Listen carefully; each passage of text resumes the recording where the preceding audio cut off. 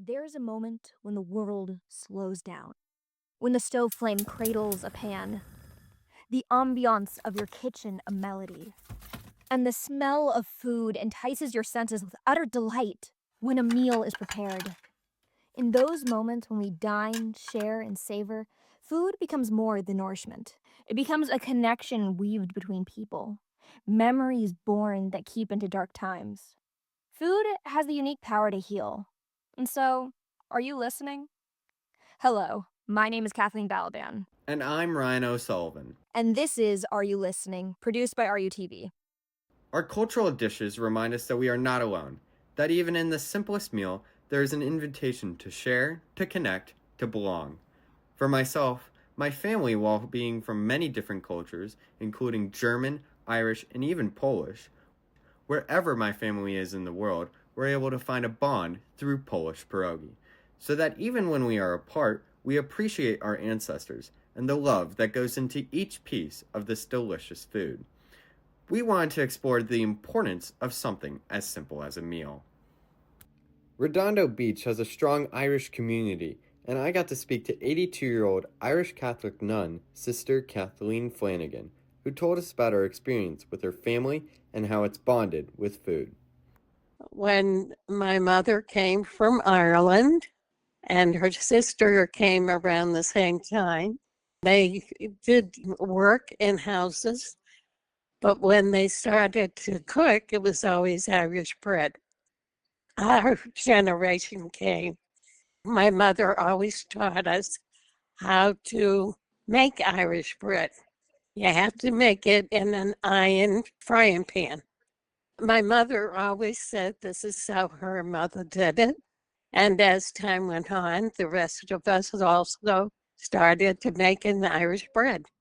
When you share a meal with other people, there's that moment when you all take a bite and allow the flavors to dance on your tongue, raising a symphony of taste intensified by the fact that you share it with another. It was a normal day. I was with my grandparents and my brother. It was a Saturday, and my grandpa decided to take us to this kind of racetrack just for lunch.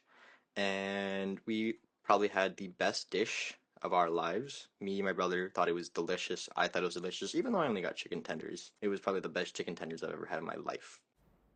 Mink Young, a senior at Redondo Union High School, talked to us about how food can bring out the best in ourselves, and how food brings people together, especially over a good ramen snack. One time I was eating lunch with my friends, and one of my friends bought a ramen snack to school. And I remember how it smelled really nice and good that we were all staring at him. He decided to show his kindness and share some of his snack with us. The very next day, my other friend would have bought the same snack, and he also decided to share that with us. And the next time, me and my brother bought it, and we also shared it with our friends. I think it really helped us create that a unique tradition of ours in our friend group. It's in times like these that the power of food to awaken friendships and understandings happen. Between friends, lovers, new acquaintances, and especially family. Resident Roman grew up in the Soviet Union and immigrated to the US as an adult.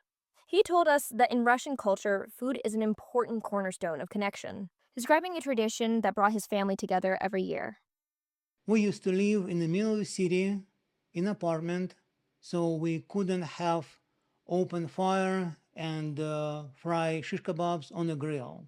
So on my father's birthday, all of us will go outside of the city, make shish kebabs, and celebrate his birthday. Roman, even from the other side of the world, can connect to many of our listeners in enjoying a celebratory birthday with his father, and hopefully also having a great tasting kebab to go with it. On the flip side, Makoa also had a similar experience with his grandmother and exotic fruits.